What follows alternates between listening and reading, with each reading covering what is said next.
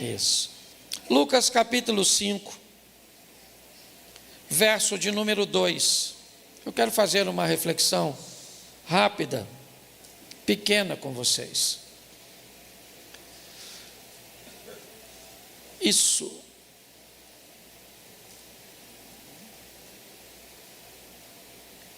E viu estar 2 barcos junto à praia do lago.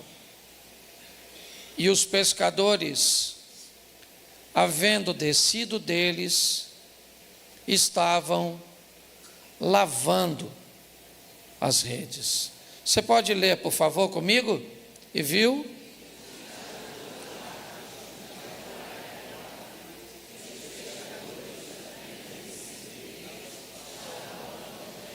Feche os seus olhos. Senhor nosso Deus e Pai, em nome de Jesus, continua falando conosco e usa-me como um canal de bênção. Pelo poder do nome de Jesus, é o que eu te peço, Pai. Amém. Glória a Deus. Amém? Amém. Bom, Deus tem buscado nos buscar ou nos mudar de fase. Deus tem buscado nos ensinar coisas para a próxima etapa da nossa vida. Para entendermos que os desafios do passado ficaram e que novos desafios virão, que novas armas estarão disponíveis para nós. Armas estas serão colocadas no mundo físico e material, como recursos, como conhecimento, mas armas também que serão entregues no mundo espiritual, visões diferentes, uma capacitação de discernir e de saber como lutar no ambiente espiritual. Deus tem buscado fazer isso conosco, tem nos dado lições que outrora não aconteciam, nos oferecido oportunidades, ok? Que, sem dúvida nenhuma, se não tivéssemos a experiência que temos hoje, nós aceitaríamos. A minha proposta hoje não é causar em você nenhuma falsa impressão de que você deve continuar lutando por aquilo que Deus não tem para você. Mas o meu propósito é mostrar com esse texto que as coisas pareciam ter terminado e elas não haviam terminado ainda. Hoje é muito desafiador pregar uma mensagem sem antes explicar isso aos ouvintes, porque muitas pessoas saem de casa com um modelo mental preparado para receber qualquer coisa que vier na sua direção de forma positiva. Então quer dizer que Deus está falando comigo, eu não devo desistir disso? E talvez você só entendeu assim, não pelo que ouviu, mas por uma programação que já está na sua mente. Então qualquer coisa que você ouça, certo? Pode simplesmente alimentar aquilo que você já está guardado ou guardando no seu coração. Assim como muitas vezes, joga isso fora, abra mão disso, e você corre o risco de jogar fora e de abrir mão de coisas que não precisaria abrir. Então, quando você vai ouvir uma mensagem, é muito importante você estar preparado para discerni-la dentro do seu contexto, porque senão, aquilo que deveria ser uma bênção para você, pode fazer você tomar decisões muito equivocadas, muito erradas. Esse é um texto que nos fala de um findar, uma situação onde as 3 informações que recebemos nesse versículo definem, certo, o que está acontecendo naqueles indivíduos que haviam estado no barco. O texto diz que o barco estava junto do lago, na praia, o que indica que ele não estava mais na água, ele está parado, ok? Então o barco não está mais navegando, ele não está mais na água, ele já foi puxado para fora do lago, ok? Então o barco está parado na praia. Os pescadores já não estão mais dentro dele. Os indivíduos que pescavam já não estão mais no barco. O barco está parado e os pescadores estão fora do barco. E o texto termina dizendo que eles estão debaixo de uma ação. Eles estão lavando as suas redes, o que indicam que na cabeça deles não haverá mais pescaria naquele dia. As três informações definem que o dia terminou, que a missão terminou e que ela não foi um sucesso. Ela não foi suficiente para impedi-los de tentar de novo na próxima madrugada. Mas na cabeça daqueles pescadores, naquele dia, a pescaria acabou. Barco parado, pescadores fora do barco e redes limpas. As informações nos ensinam ou nos indicam um momento de paralisação para o descanso. É isso que eles estão fazendo. Eles não interromperam sua vida de pescadores. Eles não perderam a fé de que iriam pescar ou que iriam conseguir novamente. Eles estão simplesmente numa pausa. Não pegamos nada, puxamos o barco, descemos dele e lavamos as redes. Vamos para casa, vamos descansar, porque nós vamos pescar de novo. Mas hoje é fato, nós não pegamos nada. Essa seria a informação do verso 2. Mas quando nós vamos olhar um pouco mais à frente, já no verso 3, olha o que o texto diz: entrando num dos barcos, que era o de Simão. Preste atenção, porque os pescadores saem do barco e Jesus entra no barco. Os pescadores estão fora e para eles o dia terminou. Não foi a primeira vez, provavelmente, que eles não pescaram nada. Talvez por isso Jesus escolheu pescadores para ser a base de seu ministério, porque eram homens acostumados a lidar com muito trabalho, pouco retorno.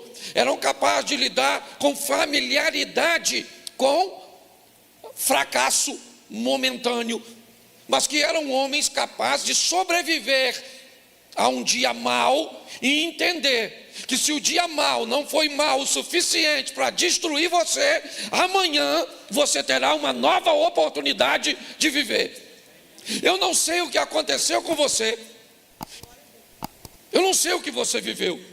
Pode ter sido muito ruim, pode ter sido muito forte, pode ter sido muito prejudicial, pode ter sido muito doloroso, mas eu venho te dizer algo: se não foi forte, doloroso e fatal, suporte, porque aquele que há de vir virá e não tardará. Deus continua onde sempre esteve, no controle de todas as coisas. Mas é fato que para eles, pelo menos, o dia terminou. O verso 3 diz que Jesus entra no barco. Ele entra no barco e pede a Pedro, o barco era de Simão, que o afaste o barco um pouquinho da praia, pois ele quer usar o barco como um púlpito Jesus quer ensinar do barco a multidão. Tá bom? Redes limpas, provavelmente dentro do barco. Um barco que não era tão grande assim, senão não seria puxado para a terra, tá certo? Para que puxasse o barco de forma que ele saísse, ok? Indica que era um barco pequeno. Jesus entra no barco e pede que o barco volte para a água. Pedro então, certo? Obedece. Ele não está entendendo muito bem o que está acontecendo, mas ele obedece. O barco vai para a água. Mas agora, o verso seguinte, ele vai ser meio estranho. Quando Jesus acaba de falar, ele diz a Simão: faze-te ao mar alto e lançai as vossas redes para pescar. Olhe só. Jesus diz para Pedro: saia da beirada, vamos para o fundo e coloque novamente suas redes dentro d'água. Coloque novamente as suas redes dentro da água. Nós vamos pescar agora. Para Pedro, isso já tinha terminado. Para Pedro não fazia sentido colocar novamente suas redes dentro d'água. Para Pedro, tá bom, eu não peguei nada e está tranquilo, eu não peguei nada, mas a minha frustração não foi tão grande, eu vou sair para pescar de novo. Mas eu tive o desconforto de ter que lavar minhas redes. Se eu colocar minha rede dentro d'água de novo nesse horário, eu não vou pegar nada e ainda vou sujar minhas redes de novo. O que Pedro está tentando entender, ele ainda não falou nesse texto. Mas o que é que aquele homem que caminha na areia, que vem seguido por uma multidão, está querendo fazer? O que será que aquele homem, Pedro não sabe quem ele é nessa narrativa, certo? Ela marca o primeiro encontro de Jesus com Pedro, no modelo descrito por Lucas. Então ele não faz a mínima ideia do que está acontecendo, até porque o final termina com Jesus fazendo o convite: abandone o barco e venha comigo e eu vou te fazer pescadores de homens. O que indica que para Pedro, tudo isso que está acontecendo aqui é muito novo. O que ele é Pedro. O que ele é um pescador. O que ele é alguém habilitado a lidar com frustração, com problemas, com crises, com noites desafiadoras, com resultados que não conduzem a lugar nenhum. O que ele tem são braços doloridos. Joga a rede, puxa a rede. Joga a rede, puxa a rede. Vamos lá, Pedro. Onde pescamos semana passada? Onde? Um pescador habilidoso, ele é capaz de posicionar seu barco num ambiente cujo qual você sequer saberia onde era. Ele é capaz de abandonar suas redes em alto mar e depois voltar e pegar suas redes num ambiente que para mim e para você não haveria referência nenhuma. Todo lugar é o mesmo. Pedro sabia que se não havia pegado nada na madrugada, não era aquele horário que ele iria pegar. Mas o que Jesus está dizendo para mim e para você nessa passagem, talvez não para Pedro naquele momento, você tentou tudo, com toda a sua habilidade, com toda a expertise, com todo o seu conhecimento, com toda a sua força, com todo o seu ânimo, e isso foi muito legal, mas tinha uma diferença: eu não estava no seu barco. Você fez tudo isso e eu não estava lá, mas agora eu entrei no barco. Então, se eu entrei no barco, o seu dia não vai terminar desse jeito. Se eu entrei no seu barco, a sua história não vai terminar assim, porque a partir de agora eu estou com você nesse ambiente. Olha só. Jesus disse a Pedro: vamos lá, pega o barco, leva para o alto mar e lança a sua rede para pescar. Então ele vai desabafar, obviamente, e vai dizer o que ele está pensando. No verso 5, respondeu-lhe Simão: mestre, eu trabalhei a noite toda, deixa eu explicar ao senhor como é que funciona. Talvez o senhor não saiba. No dia anterior, nós preparamos a estrutura para a pesca.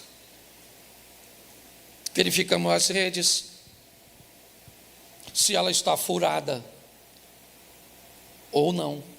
Verificamos as velas, porque o nosso barco não tem motor, é um veleiro e um reminho. Verificamos a água, ok, para ver se vamos ter água suficiente para passar a noite, porque nós vamos pescar de madrugada. Nós não somos amadores. Aqui ninguém pesca por hobby, aqui é profissão. Aqui voltar para casa de barco vazio é não conduzir nada para nossa casa. Então isso aqui não é uma brincadeira, isso aqui é muito sério. Não dá para nós passarmos uma peixaria, certo? E comprarmos alguma coisa. Não é essa a programação. Então nós preparamos tudo antes. Levamos a comida que vamos comer no barco. Levamos as iscas, os pedaços de peixes que vamos usar como o engodo. Então nós preparamos tudo isso. Isso demanda trabalho, isso tamanho de conhecimento, dedicação. Fizemos tudo isso e fomos para a noite. E aí nós lançamos a rede e não pegamos nada. Tentamos,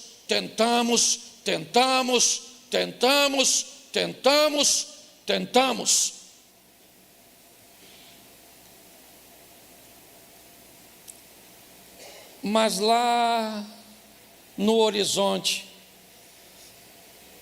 alguém está saindo para acabar com a nossa pescaria. Brotando nas montanhas, lá vem ele. E ele traz consigo o encerramento de um ciclo. A noite chegou ao fim. O laranja, o amarelo dos raios solares, eles vão ultrapassar os morros. E eles vão dizer a Pedro: acabou. A noite chegou ao fim. Os peixes cujos quais você aguardava pegar, eles não estão mais disponíveis, pois eles só saem no ambiente noturno. Acabou, já era. O sol, que é a esperança e a expectativa para muitos, para Pedro era o encerrar de um ciclo. E está tudo bem, ele está acostumado com isso, não tem problema nenhum.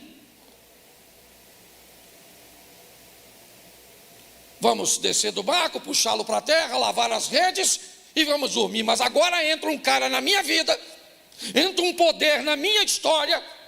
Você está entendendo? Entra uma esperança na minha vida que vai dizer que é possível acontecer coisas que eu sei que não é. É isso que está acontecendo. Eu sei que essa palavra não é para todos, ou talvez até seja, mas para que alguns persistam e outros caiam na real, que estão num ambiente cujo qual precisam parar e reavaliar e rever e fazer um entendimento do ambiente. Porque a mesma palavra pode servir para pastor, é isso, eu vim no culto hoje para dizer, não é para desistir, eu vou continuar lutando. Para alguns sim, para outros, pastor, essa palavra veio boa. Realmente, eu não deveria desistir não, eu já deveria ter desistido, porque não é isso que Deus tem para mim. E eu quero ouvir de uma forma imparcial, não colocando a minha mente de acordo com aquilo que eu quero, mas abrir a minha mente para descobrir o que Deus tem para mim, porque o que Ele tem é o melhor. Isso é maturidade, é pronto para ouvir o sim e o não, sabe? Deus, é o que Jó disse, certo? Receberia eu o bem de Deus e não o mal? É o que ele está dizendo. Eu sou forte o suficiente para entender que Deus está no controle. Então tem muitas coisas aqui que Deus vai dizer hoje para você e vai abrir o seu coração para entender. Chega, acabou, não cabe mais na sua vida, não cabe mais nos seus negócios, acabou. E muita gente hoje vai receber força de Deus para não desistir, para prosseguir, para continuar e para vencer. Você só precisa pedir a Deus o discernimento, entender o que está acontecendo. Pedro está dizendo, aí eu entrei e trabalhei a noite inteira. Joga a rede, puxa a rede, joga a rede, puxa a rede. Vem peixe? Não, o que vem são algas, o que vem são sujeiras. Isso, a rede está ficando pesada. Se você pesca um pouquinho, você sabe do que eu estou falando. Está ficando difícil, ela começa a embolar, está certo?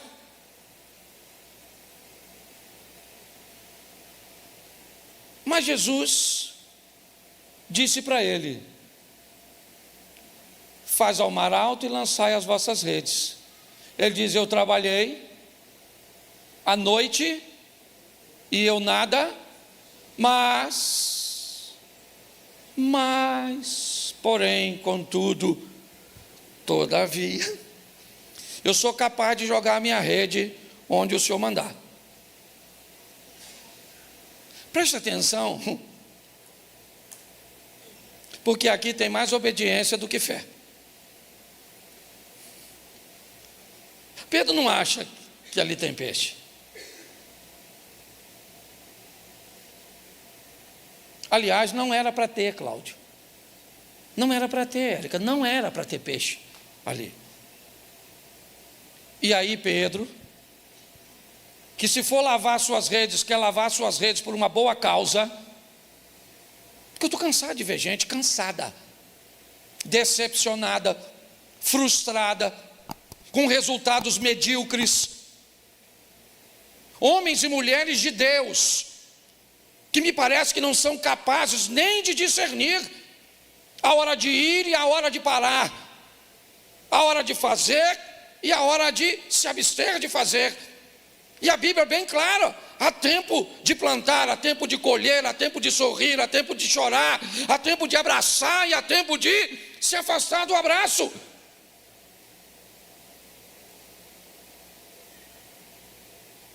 Olhamos para essa situação e o que vemos? Resultados ruins, de alguém que vai tentar de novo, porque eu sei que você vai tentar, mas eu não posso liderar sem um entendimento das pessoas com resultados tão pequenos, com uma incapacidade de discernir as coisas. Pedro disse, eu jogo, mas eu só jogo debaixo da tua palavra. Onde é para eu jogar? Eu jogo a minha rede. Tá bom, eu vou jogar, mas o Senhor é que diz onde eu jogo. Verso 6. Fazendo assim, assim como? Jesus disse para ele onde jogar e ele jogou, pronto. Não há manifestação da fé de Pedro, sabe? É como a serpente do Moisés,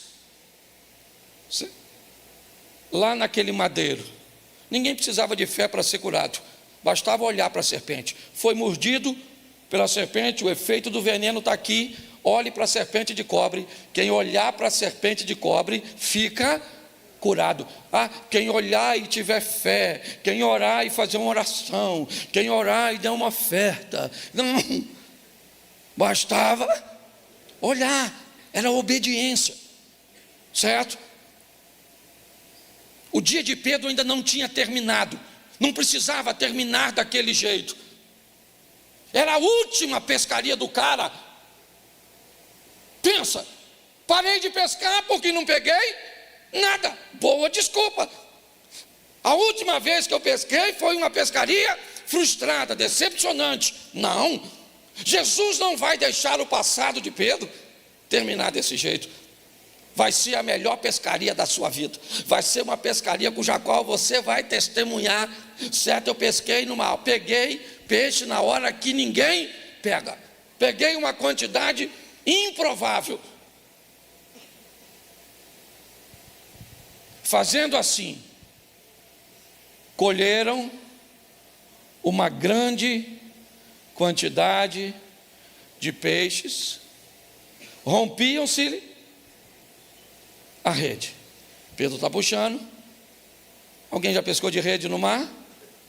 Já? Isso. Assim que você bota a mão e começa a puxar, ok? O peso começa a ser diferente. E se você tem sensibilidade na mão, você é capaz de sentir, tanto na rede como no anzol, certo? Que já tem um peixe visitando a sua isca, certo, irmão? Ok? Ou preso na rede. O texto diz que há uma grande quantidade de peixe. Note que até o primeiro momento é apenas o barco de Pedro. Entrou no barco que era de Simão e disse: faz, certo? Afasta um pouquinho porque eu vou pescar do seu barco. Terminou de vou pregar do seu barco. Terminou de pregar, Pedro, agora vamos ao mar alto. Lança suas redes, só jogo onde o Senhor mandar, porque para mim a pescaria de hoje já havia terminado. E Jesus disse: não terminou nada. Se eu não disse que não é o fim, é porque não é o fim. A última palavra é a minha. Eu não sei por quem você luta. E vou falar uma coisa para você. Provavelmente, se você luta por cônjuge, se você luta por filho, eu vou te dar uma coisa: a probabilidade de uma palavra dessa mandar você desistir é praticamente zero, mesmo que seu marido seja um traste, mesmo que seu filho seja uma benção. Eu ia falar outra coisa, segurei, certo? Mas é verdade. Agora também você tem que entender, quando Deus diz não, e diz não para gente muito mais influente do que nós. Quer ver? Profeta Samuel, capítulo 17, 16, não lembro.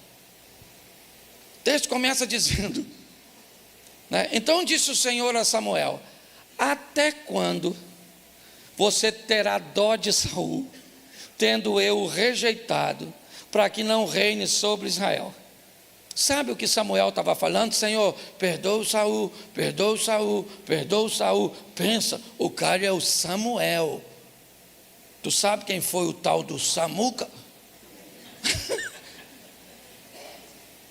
Juiz, sacerdote e profeta, só não foi rei.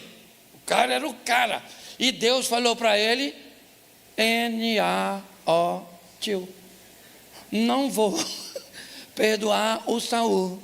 Enche o seu chifre do azeite, dá um pulinho na casa do Jessé, que eu vou pegar um rapazinho lá, eu vou fazer do rapaz rei. O profeta Jeremias, certo? Jeremias fez a mesma coisa, foi orar, e o que Deus disse? Não, não vou, entendeu? Não vou fazer, já falei, segura a onda, ô cara, certo? Não vou fazer. Até Jesus, olha o que Jesus falou com o Pai: Pai, se possível for, aparta de mim este. O que Deus disse? Não vou apartar nada, não vou, a casa caiu. Se Deus falou não para essa turma, por que você acredita que Ele vai fazer assim todas as vezes? Senhor, eu quero largar. Senhor, eu quero casar. Senhor, eu quero mudar. Não pode falar assim não, porque senão os crentes se aborrecem. Fica o sentido. Você está rindo? Nós temos que preparar essa turma para ouvir o sim e o não de Deus. Não é não, e acabou. Você gostaria que fosse sim? Não seria melhor se fosse sim? Não seria mais agradável? Mas é não. Esse não matou você? Então vamos embora, meu filho, levanta essa cabeça. Vida que segue. Ah, mas se é assim eu não quero continuar. Então morre. É uma opção. Vá. Entendeu? Você acredita que amanhã sua vida vai ser ruim? Não, pastor, porque eu não sei viver sem essa pessoa. Vai tomar remédio. Poxa, que história é essa? Tenha maturidade. O barco agora está cheio de... Sim ou não? Isso. Eu imagino, eu não sei com quem Pedro estava. Eu sei que o barco era do Pedro com André. Porque o outro barco era do Tiago com João. E eles trabalhavam tudo para o cara lá da cooperativa. O pai do... O Zé Bedeu, o Zé Mané. É ele, o Zé. Você está entendendo? O Zé. Olha só. Eu não sei quem está. Eu sei que está ruim de segurar. Aí o verso de número 7, coloca aí. O pessoal lê a Bíblia. E fizeram sinal aos companheiros que estavam no outro barco, porque tinha tanto peixe. E olha só, certo? O outro barco, para que eles fossem ajudar, encheram ambos os barcos de tal maneira que quase ia afundar. Vamos imaginar que está os quatro no barco de cá. O Pedro e o irmão, o Andrezinho. No outro barco, o Tiago e os filhos do trovão, a turma brava. Certo? Vamos lá.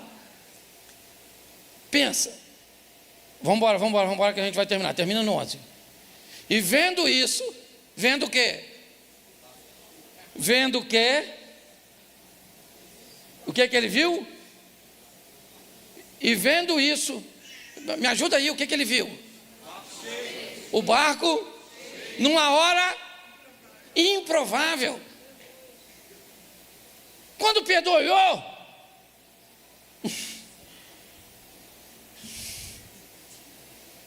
ele faz o quê? Carpinteiro. Se o cara pesca assim, mexendo com madeira, nem é a profissão dele. Se o cara já é bom na pescaria desse jeito, numa profissão que nem é dele. Quando Pedro olhou para aquela situação, uma situação que para ele, profissional, já tinha chegado e Jesus entrou e pronto. Meu irmão, eu não quero causar em você nenhuma expectativa falsa.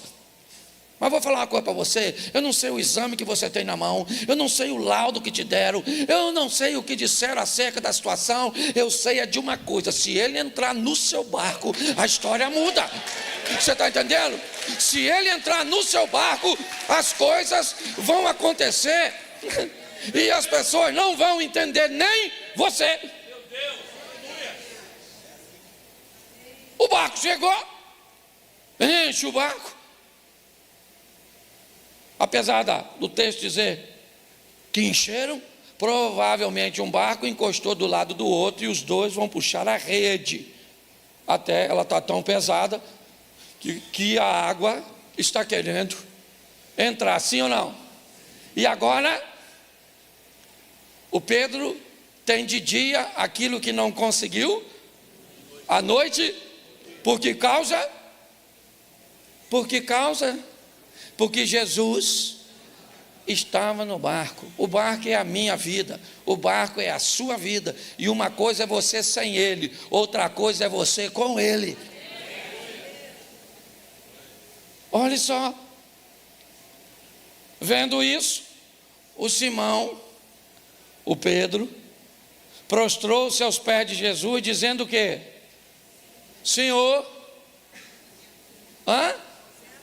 vai embora, Jesus, vai embora, ausenta-te de mim, porque sou um homem. Isso. Mas que história é essa? Não faz muito sentido essa frase. Ausenta-te de mim, porque sou um homem pecador. Essa frase só faz sentido se eu acreditar que o André era discípulo de Jesus, porque o texto diz que ele era discípulo de João, e João envia seus discípulos para Jesus, e um dos discípulos enviado por João a Jesus era André. Esse texto me indica que André já estava falando com Pedro, de um indivíduo que estava conversando com ele, ensinando, porque senão não faz sentido ele dizer, ausenta-te de mim. É como se dissesse talvez, muito obrigado pelo peixe, prestei meu barco, certo? Pagaste a locação, Uber, levei o senhor até ali, e agora o senhor me pagou, então tá bom, valeu, vida que segue, o senhor segue a sua e eu sigo a. Verso 9, pois o espanto se apoderara dele e de todos os que com ele estavam, por causa de quê? Da pesca de peixe que haviam feito, porque para eles não dava mais tempo, e Jesus mostrou que dava. Verso 10, de igual modo também, agora sim, de Tiago e João, os filhos de Zebedeu, que eram companheiros de Simão. Disse Jesus a Simão: não temas, de agora em diante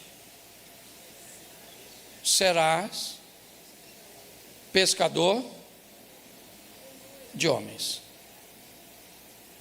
É como se Pedro achasse que Jesus entrou no barco dele para viver com ele um momento, e Jesus tivesse um plano de viver com Pedro uma história.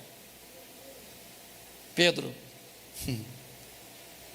sua pescaria ficou para trás. Eu vim aqui para levar você para uma nova fase da sua vida. Eu vou fazer de você pescador de homens. Eu entrei no seu barco e pesquei com você. Agora você entra no meu e pesca comigo. Verso 11, levantando os barcos para a terra, deixaram tudo e o seguiram. O peixe agora não faz mais sentido. O resultado agora não é mais importante. O peixe fica para trás. Se o texto fala de Pedro, Tiago e João, porque André não aparece no texto, talvez Zebedeu tenha ficado com a pesca e com os peixes. Mas Pedro vai levar Jesus. Logo à frente, Pedro leva Jesus para sua casa. É lá que Jesus vai morar.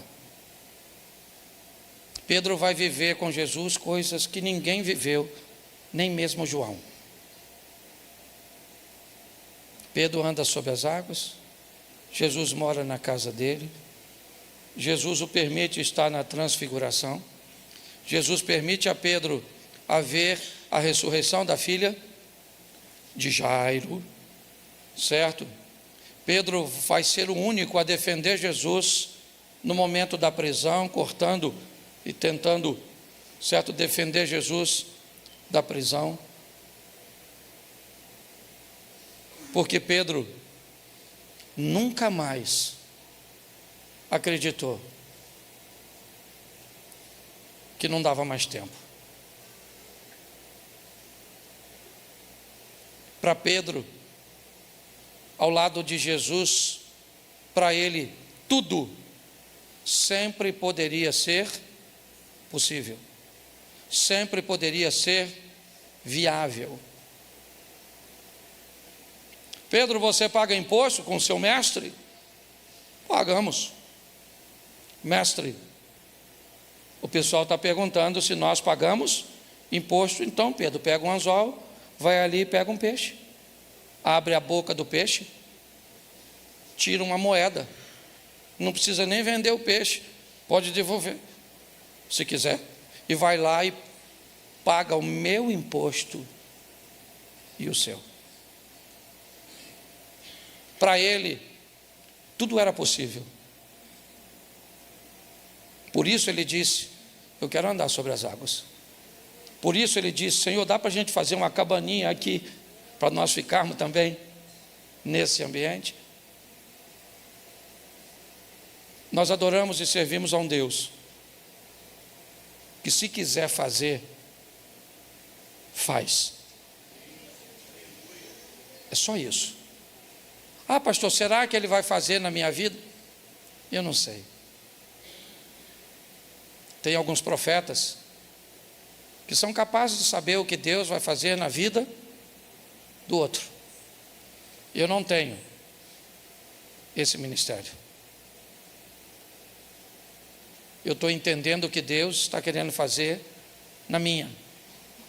Eu estou entendendo para onde Deus está querendo me levar. Eu estou buscando entender o que Ele está dizendo e como Ele está conduzindo. É isso. E como o ministério de saber sobre a vida dos outros é para uma minoria, provavelmente você é igual a mim. Você é alguém que não tem esse ministério profético de ver o que está para acontecer na vida dos outros. E talvez você até tenha dificuldade para discernir o que está para acontecer na sua. Essa é a grande verdade da maioria de nós. Mas eu aprendo aqui com a obediência desse cara. Por mais que André tenha dito a ele, era apenas a informação de seu irmão. Aliás, mediante a um ambiente onde Jesus nem tinha feito tantos milagres assim. Mas se você descobrir a direção, não recue, avance. Pode estar lá um leão, um urso, um rei, um gigante, pode estar o que for, prossiga, porque o Senhor é contigo. E se Deus é por nós, quem será contra nós? Mas se Deus disser para você, não vá, não vai. Independente do que você tenha como armamento à sua frente, porque numa brincadeira dessa, Josafá quase perdeu sua vida. Aprenda a discernir o que Deus está dizendo durante os cultos. Aprenda a discernir o que é uma palavra de motivação, um ambiente onde as pessoas querem apenas jogar você para cima, até para te ajudar, porque talvez você esteja para baixo, mas com falsas promessas, com perspectivas errôneas, e aí começa a fazer com que você nutra expectativas de promessas que Deus te fez, onde na verdade Ele nunca fez. Nós precisamos entender isso, porque hoje eu falo com vocês 2 vezes por semana, e provavelmente a maioria de vocês escuta dezenas de pessoas ao longo da semana, prometendo, falando, tendo visões, revelações, movimentos. Eu não tenho nada contra isso. O problema é que tudo isso suja suas malhas, tudo isso apodrece suas emoções. Por que você acha que Pedro estava lavando suas redes? Porque todo pescador sábio terminou a pescaria, lava as redes. Porque a rede molhada, cheia de algas, de papéis, de sujeira, guarde ela assim, e é só uma questão de tempo até ela estar apodrecida e cheia de buracos, e aí você não pega mais nada. Tudo que você pega escapa, tudo que começa não termina. Todas as vezes que você pega na rede, ela tem peso, ela tem movimento, mas quando você puxa, não tem nada, porque tudo escapou no percurso, no caminho. Chega de vivermos isso. Deus está nos chamando para um novo tempo. Deus está nos chamando para um novo momento na nossa vida. Um momento onde a manifestação dele será firme, forte, constante.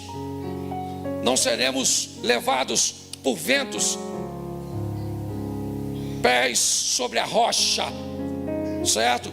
Pode vir o vento, pode vir os rios, mas eu sei que o meu Redentor vive e ele vai se levantar a nosso favor. Ou preparamos pessoas fortes, ou não teremos igreja. Um povo que só está preparado para ouvir o que quer. Não.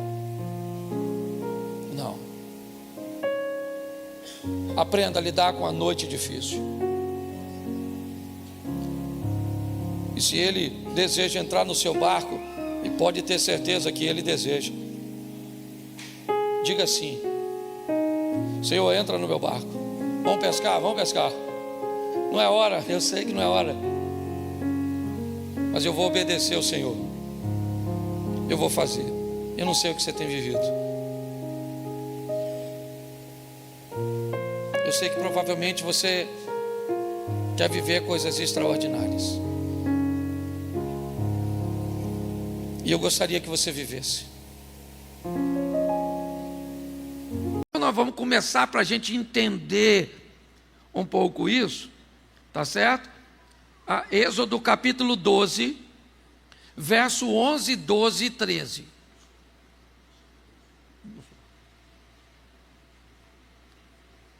Assim, pois, o comereis: os vossos lombos cingidos, os vossos sapatos nos pés, e o vosso cajado na mão, e o comereis apressadamente. Esta é a Páscoa do Senhor. Então, olha o que é a Páscoa que o texto está dizendo, certo? Vocês vão comer o cordeiro, e vão comer como? Os vossos lombos cingidos, ou seja, vocês vão estar vestidos, prontos para sair.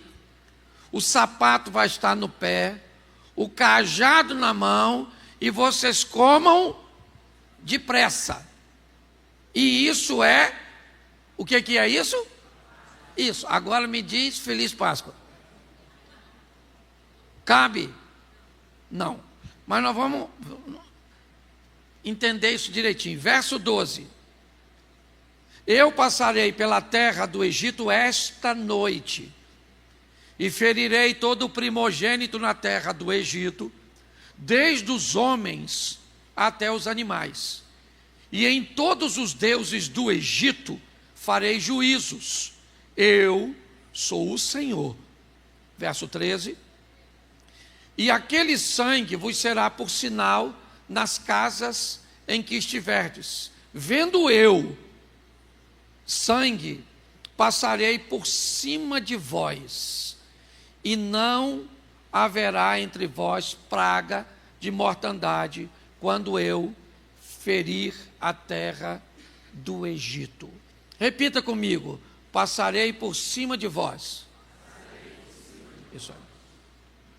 O que é Páscoa? Páscoa é o passar por cima. A Páscoa do Senhor é pular, certo?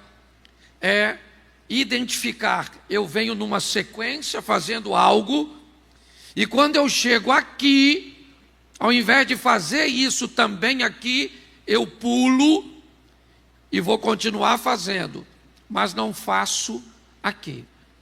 Então, o que é Páscoa? Páscoa é passar por cima, pular, transpassar. É isso. Nós vamos ver agora o porquê disso, para que você saia reconhecendo a Páscoa do Velho Testamento ou do Antigo, certo? E a Páscoa do Novo Testamento. Feche os seus olhos. Pai, em nome de Jesus, a tua palavra está exposta.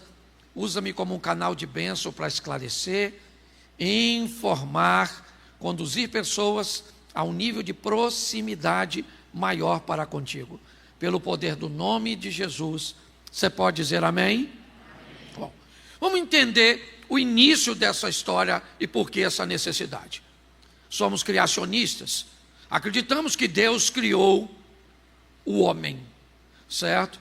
Bom, nós também descobrimos biblicamente que Deus teve um problema no mundo espiritual, onde um anjo foi banido, certo? Do convívio com Deus nas regiões celestiais. Este anjo foi banido por causa de uma rebelião, por ter o desejo de ser alguém igual ou acima de Deus. O tempo passou, após a expulsão deste anjo, e Deus então vai criar um ser, que segundo a Bíblia, ele é a imagem e semelhança de Deus. Um ser, a imagem e a semelhança de Deus, agora vivo. Automaticamente, esse inimigo de Deus, Satanás, que não saiu apenas sozinho, mas com a terça parte dos anjos, ele agora vai buscar atacar este homem. E qual é a proposta de Satanás? É criar um ambiente onde ele coloca o homem em pé de igualdade com ele.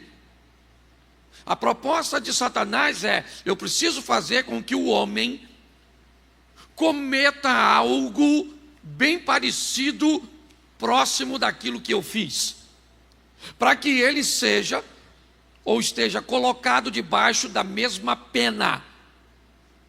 Porque se eu fizer isso, duas coisas vão ter que acontecer. Deus é justo, né? Então, se ele não, nesse momento, alguém já tem que morrer, certo? Para pagar um erro cometido. E é esse cordeiro que morre para vestir o homem. Durante esse período, até basicamente Gênesis 12, nós temos a humanidade crescendo, se expandindo. Uma série de questões são permitidas. Relacionamentos entre pessoas da mesma família, o crescimento precisa, precisa acontecer.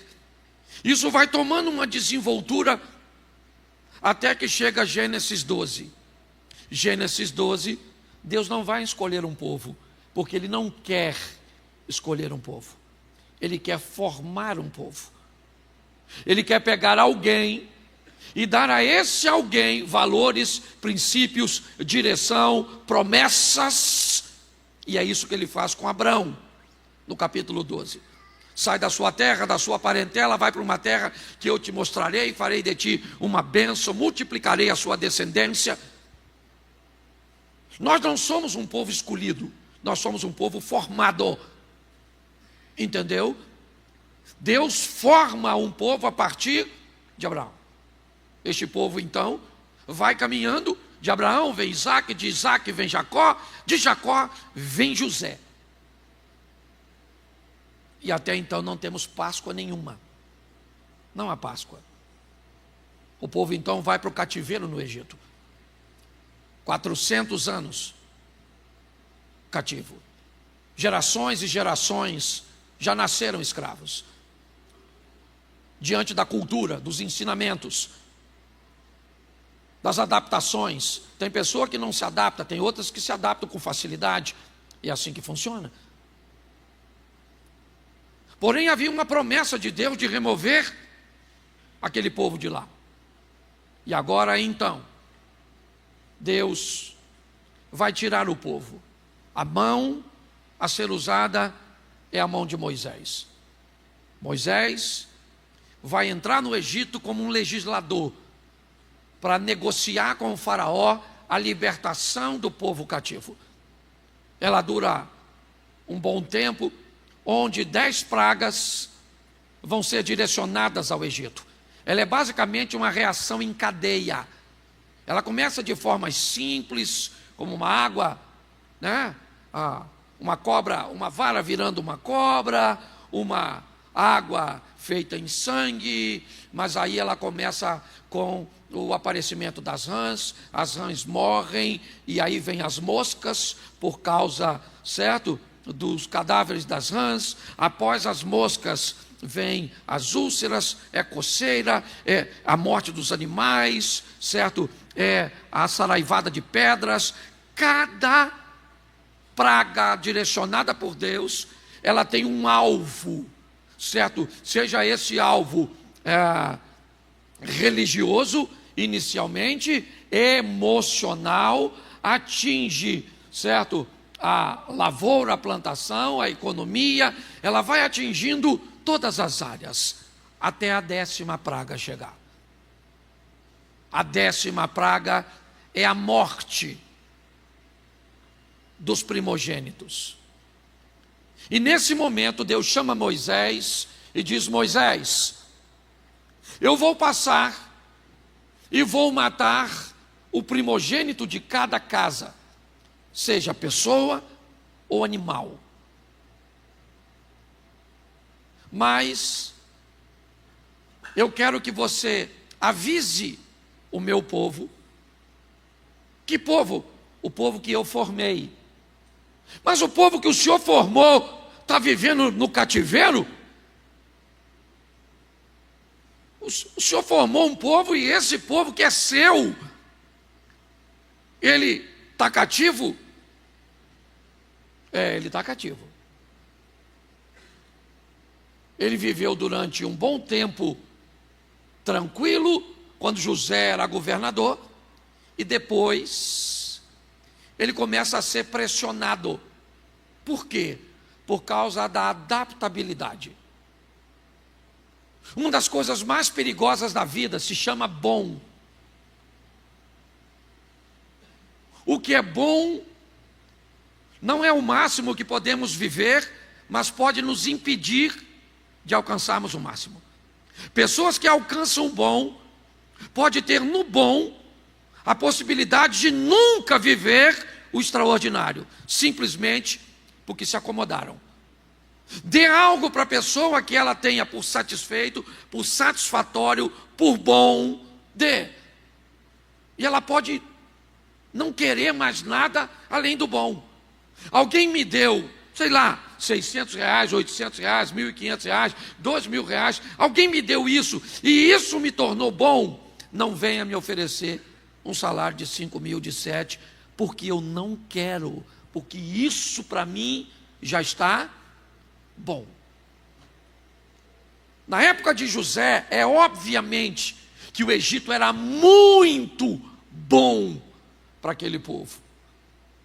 E por ele ser muito bom, o que acontece? O José havia avisado a seus familiares: o dia que vocês saírem daqui, leve os meus ossos. O que José está dizendo? Esse lugar não é o destino de vocês. Esse é um lugar de passagem. Não se acomodem aqui. Pare de tratar isso como seu destino. Pare de aceitar migalhas. Entendeu? Pare de aceitar qualquer coisa. Venha ela de pastores, de cônjuge, de filhos, de pais, de governo, seja de quem for. Nós fomos um povo formado e podemos viver o melhor desta terra. Pronto. Então não aceite. O povo ouvia isso o tempo inteiro.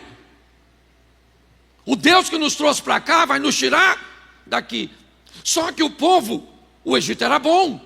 O governador do Egito é Zefanete Paneia, o José. O povo foi se adaptando ao bom. E ninguém queria sair do Egito.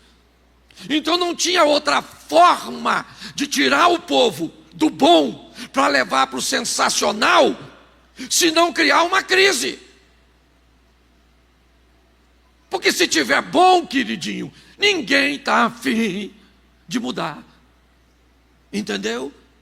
Seu casamento às vezes está bom, mas pode ficar sensacional. Quem é que traz a oportunidade do sensacional? Uma crise. Hoje sua situação econômica pode ser boa, mas ela pode ser sensacional. O que é que vem? Uma crise. Então, o povo de Deus está no cativeiro agora, que não era cativeiro anteriormente, simplesmente porque se adaptou ao cativeiro. Então Deus diz: ah é? Vocês se adaptaram ao bom? Então eu vou fazer o bom ficar ruim, porque aí é o único jeito. Vou te dar um exemplo mais claro. O José estava bem na casa do Potifar, lá no Egito, sim ou não? Sim ou não? Ele queria sair de lá? Ele pediu alguma vez a Deus: me tira da casa do Potifar? Não. Mas ele precisava sair. Então o que é que Deus fez? Botou aquela maluca de olho nele, aquela doidona, que agarrou o Zé falou: sai, maluca, não vou te pegar e tal. E ele foi para a prisão, sim ou não? A prisão era boa? Ele pediu a Deus para sair? Sim ou não? Ele pediu copeiro, sim ou não? Então, por que ele pediu para sair da prisão? Porque a prisão era? Então, o lugar bom, ele tinha que ficar, sim ou não? Não, ele tinha que sair, mas ele queria? Não. Então cuidado com a crise, que tem umas crises que vêm na sua vida exatamente para tirar você do bom e levar você para o sensacional. Você acredita nisso? Isso. Olha só, mas vamos voltar aqui para o que interessa. Agora, o Moisés que está lá, o povo no cativeiro, Moisés, instruído por Deus, falou para o povo assim: ó, o negócio é o seguinte, Deus vai nos tirar daqui, vai matar o primogênito. Então vocês vão fazer o seguinte: pega um cordeiro ou um cabrito, tanto faz, certo? Se um cabrito for muito para uma família, chama o vizinho, certo? Mata o cabrito, tira o sangue, passa na porta ou no caixonete, como queiram, certo? E coma o cabrito.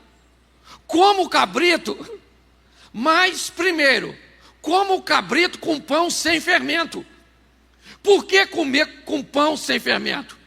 Porque se for comer com pão com fermento, tem que esperar o fermento. E Deus está falando: tem que sair daí com pressa. Eu estou a fim de tirar vocês. Deus está dizendo para mim e para você: eu estou desejoso de tirar você dessa vida, desse ambiente, dessa situação, e eu tenho pressa para tirar você daí. Ah, mas eu estou gostando daqui. Então coma com erva amarga, miserável. Só para você lembrar que isso aqui não é bom. Pare de gostar disso. Tem gente que se apega ao sofrimento. Às vezes a gente fala assim para a pessoa: você que está sofrendo, você que está com problema, vem aqui na frente, que agora nós vamos orar, e você vai ficar livre do seu problema. Aí você fala para o seu problema: vamos lá que eu vou levar você lá. Chega. Aí você vem e o pastor ora e grita, esperneia: problema! Sai agora! Mandou na vida dele. A gente acaba de orar, a pessoa fala para o problema acabou a oração, vamos embora que o culto já está acabando. Porque tem gente que o problema já ficou um problema de estimação. Você já se adaptou, certo? Então quando nós olhamos para essa situação, é isso que nós vemos. Pessoas estão adaptadas. E aí, o sangue do cordeiro passa nos umbrais e a carne do cordeiro vai para dentro das pessoas. O sangue vai para a porta, a carne vai para dentro. Entendeu? Lá na frente nós vamos ver outro cordeiro que disse: eu sou o pão da vida e o meu sangue vai te dar a vida eterna. continua do mesmo jeito. Sangue e carne. O cordeiro que morreu, para o sangue ficar na porta, o cordeiro está dentro das pessoas. Entendeu? E aí o anjo explica, ou Moisés explica às pessoas, porque nessa madrugada eu vou passar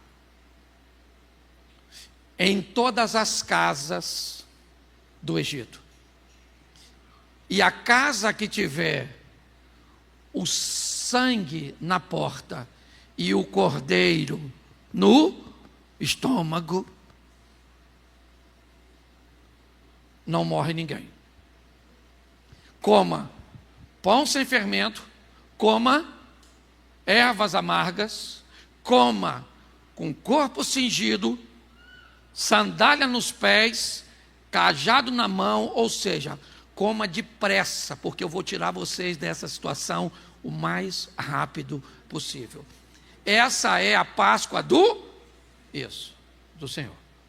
Naquela madrugada o anjo passou, e como eu disse, Páscoa significa o quê?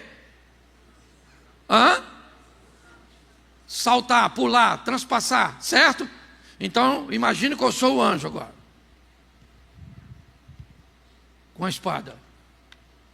Onde eu vou? Me ajuda aí. Eu vou na porta. E o que eu vejo? Então essa aqui não posso pegar não. E essa aqui? Sua casa, não tem sangue, tem? Já matei, demorou a responder, morreu, maluco. É na verdade, tem que ser rápido. A sua casa tem sangue ou não? Então pula. A sua casa da sua sogra tem sangue ou não? Não, aí já matei umas 10 sogras. É só para descontrair um pouquinho. A casa que tem a marca morre? Sim ou não? Isso. E a casa que não tem a marca? E que tem a marca? Não morre. Então quando o anjo chega na casa que tem a marca, ele faz o quê? Pula. Para ficar mais fácil. Tá certo? E que é Páscoa? Pular. Pulei a casa do sangue e peguei a casa sem sangue. Certo? É só isso. Tá bom? Isso aí. Só para você não esquecer. Beleza. O problema está resolvido, sim ou não? Aí a regrinha é básica. A partir de agora, vocês vão comemorar essa tal de Páscoa, essa tal de passar por cima, certo? Todos os anos. Desde então. Até José não teve Páscoa. A Páscoa começa, repita comigo assim, em Gênesis não tem Páscoa. A Páscoa começa no Êxodo. E quem é o cara da Páscoa? O coelho. Não, é o Moisés. Eu não sei, eu também não estou afim de saber não. Pastor, o coelho que bota ovo, nunca vi coelho botar ovo, nunca vi nada. Eu acho que tinha que ser o pato da Páscoa, o ganso da Páscoa, o frango da Páscoa. Mas o coelho da Páscoa eu não consigo entender esse troço, mas deixa para lá, certo? Isso aí. Mas se quiser me dar um ovinho, não ligo, tá certo? Eu como e dou até um beijo no coelho. Olha aqui, olhe para mim, olha só. Então a Páscoa do Velho Testamento é a turma que estava no Egito não morreu porque tinha isso aí, tá certo? Dali para cá, todos os anos se comemorava a Páscoa. Bom, aí agora nós vamos para o Novo Testamento, para a gente acelerar, para dar tempo de mostrar tudo. Agora nós temos outro problema. Por quê? Porque o sistema da salvação, olha bem, agora não é salvação de corpo. A Páscoa do Antigo Testamento é para não morrer fisicamente. Tá certo? A Páscoa do Novo Testamento é para não morrer espiritualmente. É diferente, porque morrer fisicamente, eu vou dar uma notícia para você. Você vai morrer, sabia? Profeticamente agora. Veja a sua morte. Quando? Não sei, um dia você vai morrer. Alguém te avisou isso? Não, né? Todos nós estamos numa fila invisível da morte, onde ninguém sabe o número de sua senha. Qualquer hora alguém grita 323. Era você. Novo. Eu gosto da morte porque, presta atenção, a morte é democrática. Pode notar, a morte mata gente feio? Mata. Mas a morte mata gente bonito? A morte mata pobre? Mas mata rico? Mata macumbeiro? Mata. Mata espírito, ateu e crente. Também mata. Olha que morte legal. A morte é democrática. Então não tem como não morrer. Só que agora nós estamos diante de um outro problema. Porque agora o assunto da morte do Novo Testamento não é morte física, é morte espiritual. Não é espírito saindo do corpo, é alma se afastando de Deus. E agora quem aqui entra? O Cordeiro, o mesmo Cordeiro. O Cordeiro que morreu para vestir Adão e Eva, já era um apontamento para Jesus. A arca, que os animais entraram para se salvarem, só seria salvo quem estivesse dentro da arca. Aquilo já era uma simbologia de Jesus, só nele há salvação. Nós vamos encontrar a figura do Cordeiro direto. Mas agora no Novo Testamento, nós temos um problema. Está faltando sacerdote. O sacerdócio, ele está comprometido. E com o comprometimento do sacerdócio, nós temos um problema. Porque nós não temos pessoas qualificadas para sacrificar. Certo? Isso ficou caro. Isso ficou algo de extremamente interesse das famílias sacerdotais. Então isso vai acabar. E para acabar precisa de duas coisas. Primeiro, precisa de um sacrifício único. Depois dele, não há necessidade de se matar mais nada. A partir dele não tem que comprar madeira para oferecer sacrifício. A partir dele não tem que comprar óleo, não tem que comprar incenso.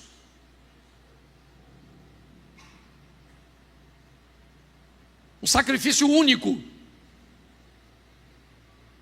E com sacrifício único, nós vamos precisar de um sacerdote à altura de tal sacrifício. Carta aos Hebreus, capítulo 5. Jesus Cristo é chamado de sumo sacerdote. Cristo é o sacerdote e o sacrifício. Só que preste atenção, irmãos. Olhe para Jerusalém, recheado de sacerdotes, assim de familiar de sacerdote vendendo incenso, óleo, vendendo animais para serem sacrificados. E que história é essa de chegar alguém agora e dizer: olha, vai ter um sacrifício único, e a partir desse sacrifício único não há necessidade de sacrificar mais ninguém. Vou matar esse cara. Que história é essa? E o que eu vou fazer com os meus cordeiros? Como é que eu vou viver se eu vivo de oferecer ou de vender madeira para o sacrifício? É lógico que está assim de gente louca para matar Jesus. O que Jesus está fazendo, humanamente, é gerando uma crise na família sacerdotal. Os sacerdotes perderam o valor. E pior, Jesus já tinha roubado a atenção. Quando ele começa a fazer milagre, multiplicar pão, ressuscitar pessoas, curar enfermos, libertar de demônios, ninguém mais está a fim de ir na igreja. Todo mundo quer ir atrás de Jesus, porque a palavra dele é boa, ele prega a verdade, ele tem informação para esclarecer tudo, ele tem poder. Ninguém quer mais ir para o culto na igreja.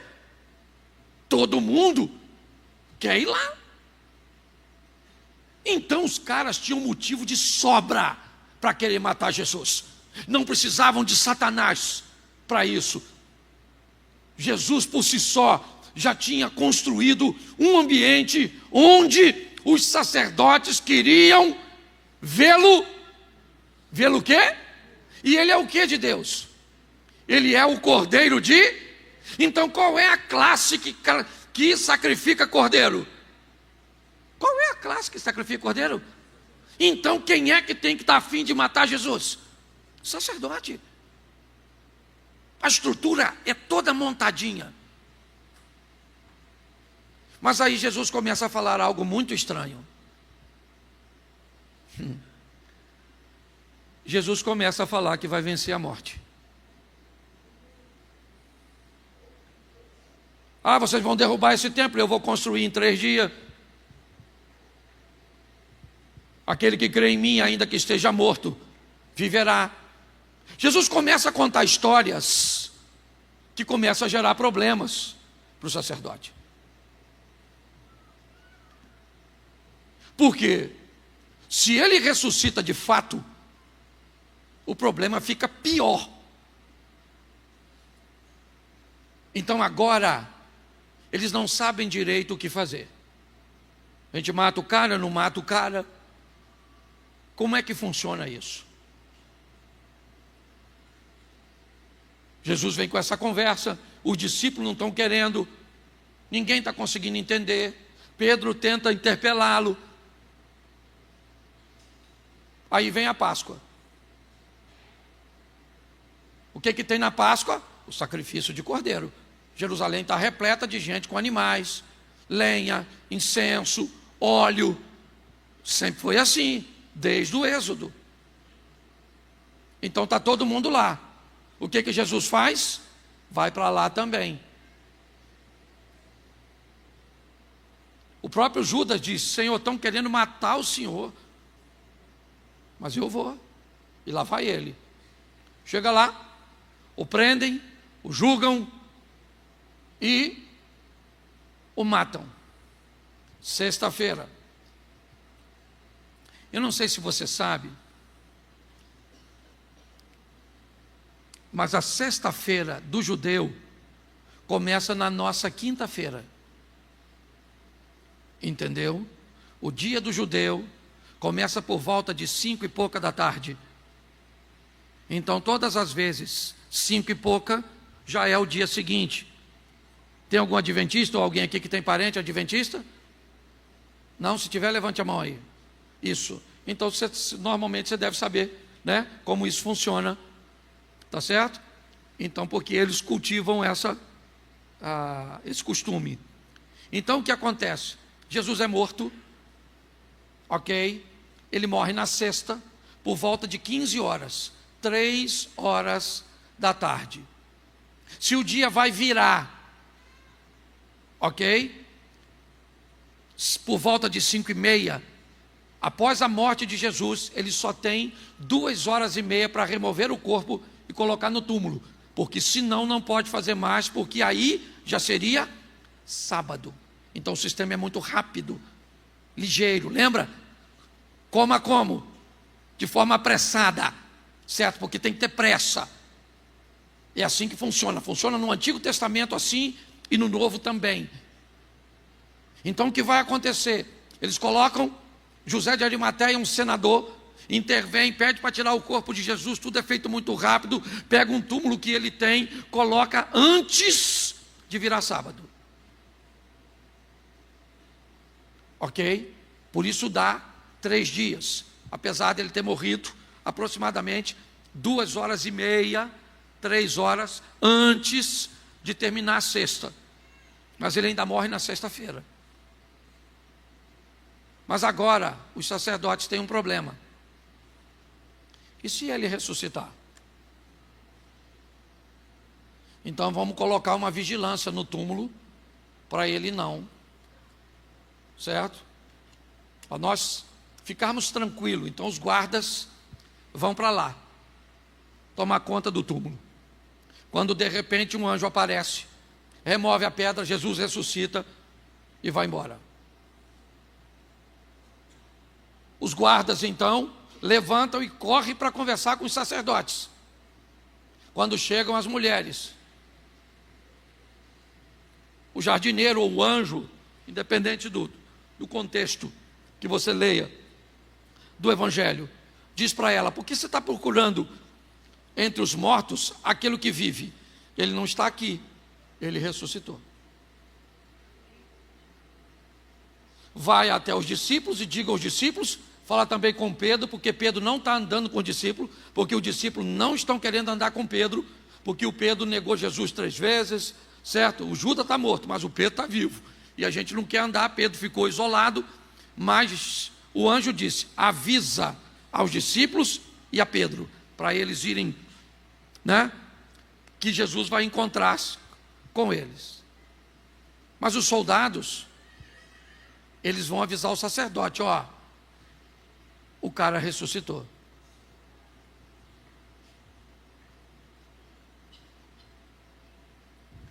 O homem fez o que tinha dito. Nunca ninguém ressuscitou a si mesmo. Paulo ressuscitou um rapaz, certo? Elias, Eliseu, mas ninguém conseguiu ressuscitar a si mesmo. Esse cara venceu a morte. E pior, ele ressuscitou de uma tal forma que não dá para matá-lo novamente. Ele não ressuscitou num sistema 100% convencional. Quando Jesus aparece ressuscitado para os discípulos estão meio confusos. Mas eles estão fazendo uma comidinha, um peixinho. E Jesus sabe que eles estão confusos, achando que ele pode ser um fantasma, uma aparição. Então Jesus diz: me dá um peixe aí que eu estou com fome. Quando Jesus come e dá a oportunidade a Judas Iscariotes de colocar o dedo, eles descobrem que Jesus tem um corpo. Mas quando eles estão reunidos numa casa, Jesus entra com a porta fechada, o que indica que ele passou pela parede da casa e entrou. Ou seja, a forma cuja qual Jesus ressuscitou, é impossível matá-lo novamente. Eu termino a minha mensagem com a história de aproximadamente 15 dias atrás.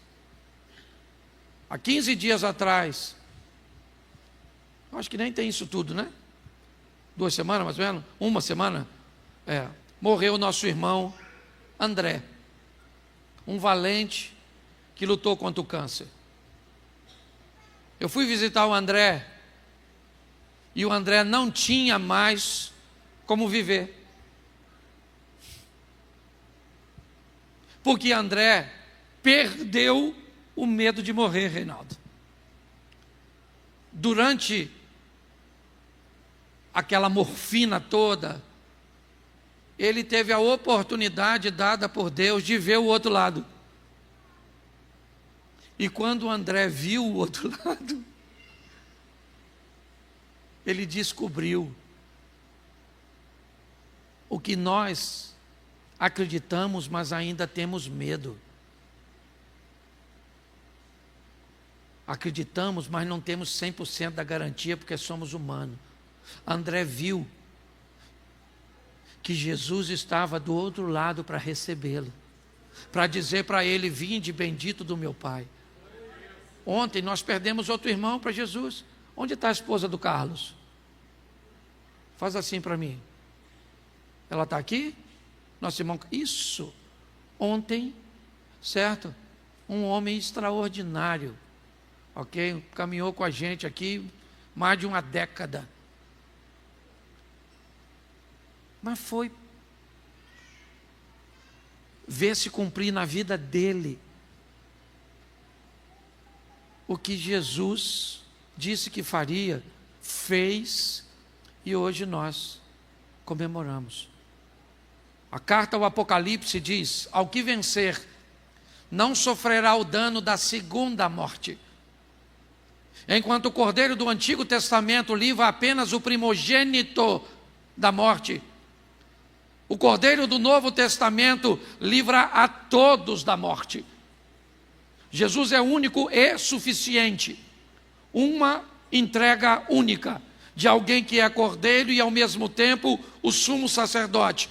E é isso que nós comemoramos hoje. Nós temos a garantia em Cristo Jesus, a esperança de que um dia nós vamos passar dessa vida para o outro lado, e do outro lado Jesus vai estar em pé diante de nós dizendo: vinde bendito do meu Pai, recebei por herança aquilo que foi proposto. É assim que funciona. Isso é a nossa Páscoa. Pastor, mas a Páscoa não é por lá? Pois é. É a mesma coisa. Hoje tem gente que infelizmente vai para o inferno. Sim ou não? Sim. Nós gostaríamos que todo mundo... Eu falo nisso, tempo atrás tinha um velório, e aí o pastor está celebrando o velório, a viúva está sentada perto do caixão, e o pastor está. Estamos diante de um grande homem, um excelente pai, um marido, um cara excepcional. Aí a viúva falou para o filho assim: vê se é seu pai que está lá. Eu acho que trocaram. Você está rindo? Mas é sério, o inferno não foi feito para nós, foi feito para quem? Foi feito para quem? Para Satanás. Agora diga assim: mas eu quero ir, fala. Alguém falou? Eu gosto porque às vezes a gente pega as pessoas desligadas. Esse dia eu fui num culto, eu vi o pessoal falando, eu falei: quem quer ir para o inferno, diz amém. Lotou 2 ônibus. É porque o pessoal não prestava atenção não. Mas mesmo tem gente que não quer, mas vai. Mas nós somos certinhos, sim ou não? Sim ou não? Nós merecemos ir para o céu, sim ou não? Nós merecemos ser salvos, sim ou não? Mas nós vamos, sim ou não? Nós vamos? Sim ou não? Por quê? Porque tomamos posse de quê? Do sangue do... E aí a morte, ó, pula eu e pega o Zia. Eu sempre, fica tranquilo que ele já está acostumado comigo. Que eu sempre, certo? Mas a morte vem, você fala, aqui tem o quê? E o sangue de quem? E ele me purifica de todo? Então vai pegar o sem sangue. O anêmico. O sem sangue. Certo? Então deixa eu falar uma coisa para você. Nunca mais esqueça. Você merecia ir para o inferno. Não merecia ou não merecia? Fala assim: eu mereço.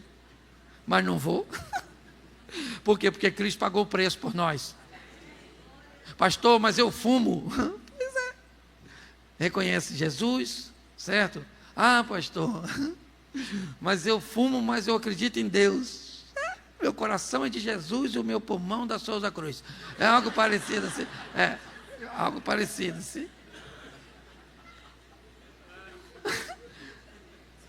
Então nós não merecemos. E essa turma que vai, como foi o nosso irmão André, como foi o nosso irmão Carlos, nos entristece demais da conta. Mas nós cremos, pelo menos eu creio, que um dia eu ainda vou chegar lá e vou ver meu irmão em Cristo Jesus.